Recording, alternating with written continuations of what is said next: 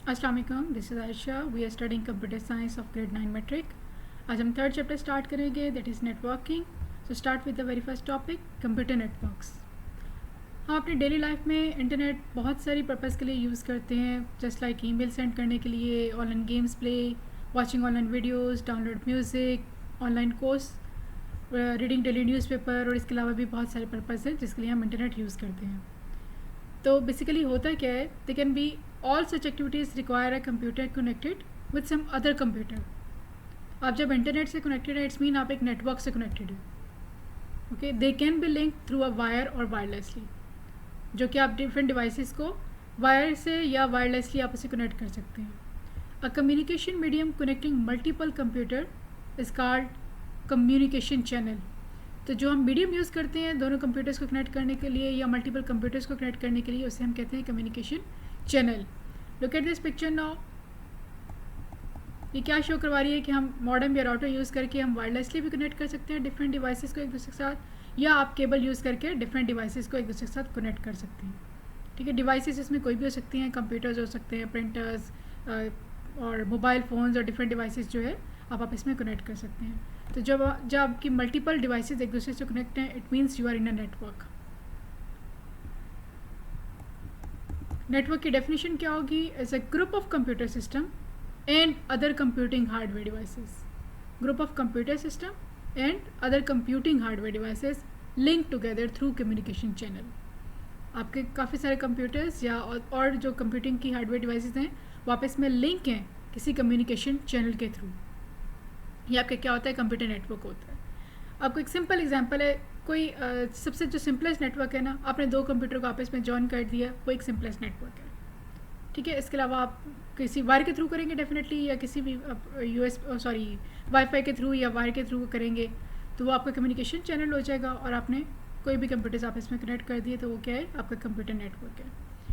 A network facilitates communication and resource sharing. इसका फ़ायदा क्या होता है नेटवर्किंग का? कि आपको कम्युनिकेशन प्रोवाइड करता है बिटवीन डिफरेंट डिवाइसेस और resource sharing.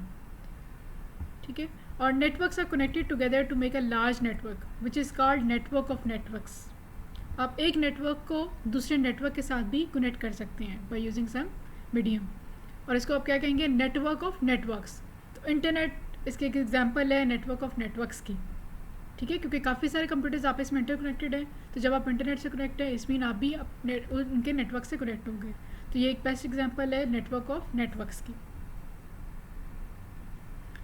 Next, need of computer network. क्यों हम इसका पर्पस क्या है, क्यों करते हैं नेटवर्किंग, या इसके एडवांटेजेस क्या है नेटवर्किंग करने के? तो सबसे पहला है कि फ़ाइल शेयरिंग।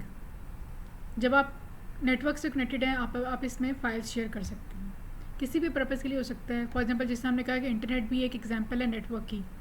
तो लेट्स सपोज आप कोई भी एक वेबसाइट ओपन करते हैं, आप उसके थ्रू कोई फ़ाइल डाउनलोड कर सकते हैं, या आपने कोई फॉर्म रजिस्टर कर रहे हैं, तो उसमें क्या है कि आप अपनी पिक्चर और अपने डॉक्यूमेंट्स अपलोड कर दें, पिक्चर और योर बायोडाटा, तो आप अपनी पिक्चर्स और बायोडाटा ट्रांसफ़र कर सकते हैं।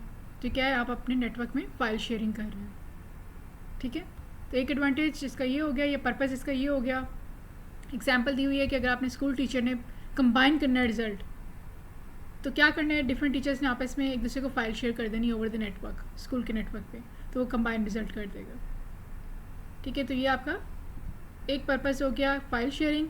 सेकंड है हार्डवेयर शेयरिंग। आपकी कुछ डिवाइसेस ऐसी होती हैं जो कि एक्सपेंसिव भी होती हैं। लेट्स सपोज लेज़र प्रिंटर अगर आपको एक स्कूल में चाहिए या ऑफिस में चाहिए, तो अब ये फिजिबल भी नहीं है कि आप हर कंप्यूटर के साथ अलग अलग प्रिंटर दें। ठीक है, तो आप क्या करते हैं? इस तरह की devices just like printers, scanners, CD-ROMs, hard disk drives, इस तरह के डिवाइसेस को आप एक डिवाइस लेके बाकी सारे कंप्यूटर जो नेटवर्क के साथ कनेक्टेड हैं उसके साथ कनेक्ट कर देते हैं।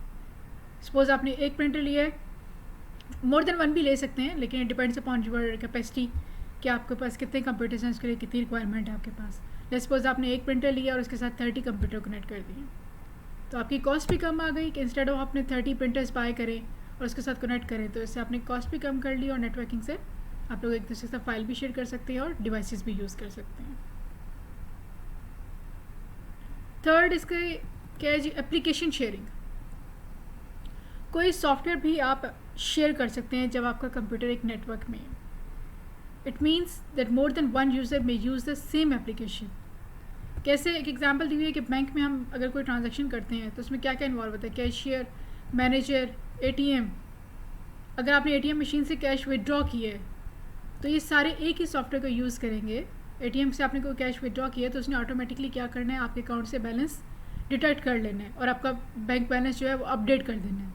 तो एक ही सॉफ्टवेयर है जो कि बैंक में यूज़ हो रहा है, लेकिन आपने ट्रांजैक्शन की है एटीएम के थ्रू और आपका बैंक बैलेंस जो क्या है वो अपडेट हो गया है। तो ये क्या था, आपकी एप्लीकेशन शेयर थी, आपके एप्लीकेशन नेटवर्क में थी।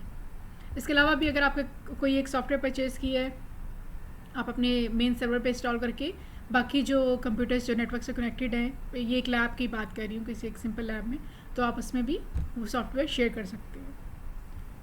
Then sharing a single internet connection using a network at home और ऑफिस। आपके अगर अगर आप लैब विजिट करें तो उसमें कंप्यूटर्स जो कनेक्टेड हैं, ठीक है, लाजमी नहीं कि उसमें इंटरनेट भी अवेलेबल हो। नेटवर्क एक डिफरेंट थिंग है, इंटरनेट तो एक नेटवर्क एग्जांपल है, इट्स मीन हम वो एक सोर्स यूज़ कर रहे हैं बस एक। तो आप क्या कर सकते हैं कि एक इंटरनेट कनेक्शन लेके उन सब कंप्यूटर्स को आगे प्रोवाइड कर सकते हैं, ठीक है, इंटरनेट शेयरिंग कर सकते हैं using a network at home. आपने घर पे एक सिस्टम लेते हैं इंटरनेट कनेक्शन, तो आपके मल्टीपल डिवाइसेस उससे कनेक्टेड होती हैं, आपके डिफरेंट मोबाइल फ़ोन्स उससे कनेक्टेड होते हैं, आपका टीवी उससे अटैच है, प्रिंटर उससे अटैच है, या डिफरेंट जो भी आपके पास डिवाइसेस हैं वो उससे अटैच हैं। इट्स मीन आपने एक इंटरनेट कनेक्शन लिया और इसको शेयर कर लिया with the more than one user. इसी तरह आप लैब्स में करते हैं, एक हाई स्पीड इंटरनेट कनेक्शन लेके उससे बाकी सिस्टम्स के साथ शेयर कर लेते हैं। नेक्स्ट इसका क्या पर्पज़ है, यूज़र कम्युनिकेशन। हम लोग जो कम्युनिकेट करते हैं ओवर द इंटरनेट और over the network using email, news group, video conferencing, तो हम लोग डिफरेंट वेज़ हैं आपके पास कम्युनिकेट करने के लिए।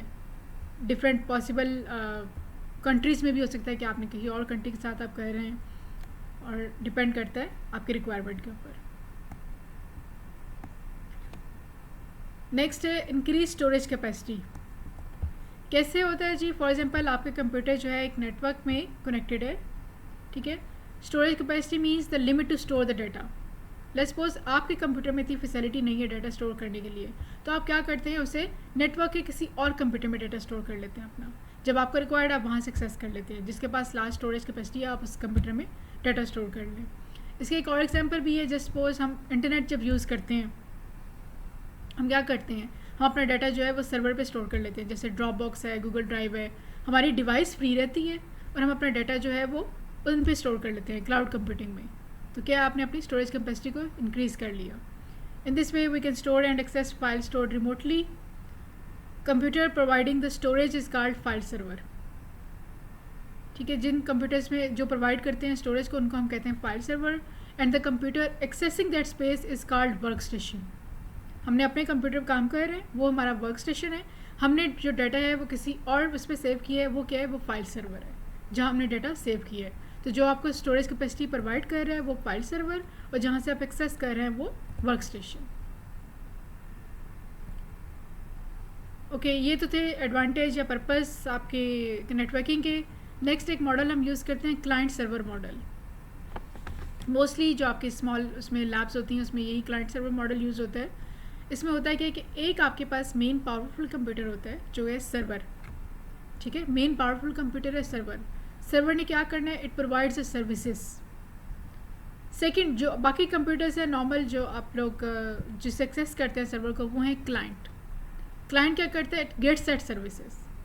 सर्वर ने प्रोवाइड करनी है, एक पावरफुल कंप्यूटर है जिसने आपको सर्विसेज प्रोवाइड करनी है, और क्लाइंट ने क्या करना है, उसे सर्विसेज को गेट करना है फ्रॉम द सर्वर, ठीक है।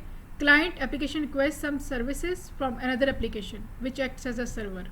यहाँ पे ये एग्जांपल देखें तो ये क्लाइंट है आपका, इसने क्या किया, इंटरनेट के थ्रू कोई चीज़ एक्सेस करने की कोशिश की, तो इंटरनेट की जो डाटा था वो डाटा कहाँ पे पड़ा हुआ है, सर्वर में पड़ा हुआ है। सर्वर से एक्सेस होगा और क्लाइंट के पास आ जाएगा, ठीक है। आप कंप्यूटर से कनेक्टेड हैं, लैपटॉप से कनेक्टेड हैं, किसी भी चीज़ से कनेक्टेड हैं।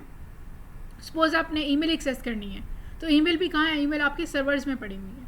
आपने जब ईमेल एक्सेस करनी है तो उसने सर्वर से आपकी ईमेल एक्सेस करके आपको डाटा शो करवा देना है, ठीक है।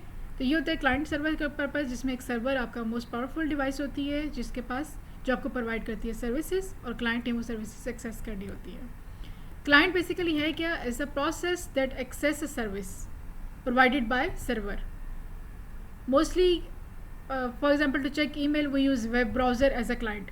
हम लोग वेब ब्राउज़र यूज़ करते हैं या फिर कोई ईमेल का जो आपके पास एप्लीकेशन हो वो यूज़ करते हैं, तो उसको आप क्या कहेंगे, ये क्लाइंट है इसने. क्यों? क्योंकि इसने रिक्वेस्ट की एक्सेस करने की ईमेल को. तो ईमेल कहाँ से आ रही है? आपके सर्वर से आ रही है. ठीक है. जनरल ये क्लाइंट जो है आपका हार्डवेयर भी हो सकता है, सॉफ्टवेयर भी हो सकता है. जनरली हम क्या कहते हैं, क्लाइंट क्या है जी? हार्डवेयर. फॉर एग्जांपल हम कोई डिवाइस से यूज़ कर रहे हैं, कोई मोबाइल फ़ोन यूज़ कर रहे हैं, लैपटॉप, डेस्कटॉप, कोई भी चीज़ आप यूज़ कर रहे हैं, डिवाइस यूज़ कर रहे हैं to get access that. But आप पर्टिकुलरली क्या कहते हैं, in particular the software running on that hardware, जिस सॉफ्टवेयर के थ्रू आप एक्सेस करते हैं, is the process which makes it a client. वो प्रोसेस है जो इसको एक क्लाइंट बनाती है. ठीक है. डेफिनेटली अगर आपके पास सिर्फ डिवाइस, आपके पास एक एप्लीकेशन भी होनी चाहिए जिसके थ्रू आपने इस चीज़ को एक्सेस करना है. सर्वर क्या है? It's a physical computer dedicated to run services. उसने सिर्फ सर्विसेज देनी है, उसने खुद से कोई काम नहीं कर रहा है, मतलब खुद से कोई रिक्वेस्ट नहीं दे रहा, उसने सिर्फ सर्विसेज देनी है to serve the needs of its client. Depending on the service that is running, it could be file server, database server, print server और वेब सर्वर. डिफरेंट टाइप्स होती हैं सर्वर की, तो डिपेंड करते हैं आपकी क्या रिक्वायरमेंट है, आप कौन सी सर्विस एक्सेस कर रहे हैं, तो उसके अकॉर्डिंग आप मे बी फाइल सर्वर से डाटा एक्सेस कर रहे हैं, डेटाबेस से, प्रिंट सर्वर से या वेब सर्वर से. तो ये था जी क्लाइंट सर्वर मॉडल. हम नेक्स्ट वीडियो में डिस्कस करेंगे physical structure of the network. If you have any question you can ask me in the comment section. Thank you very much for listening.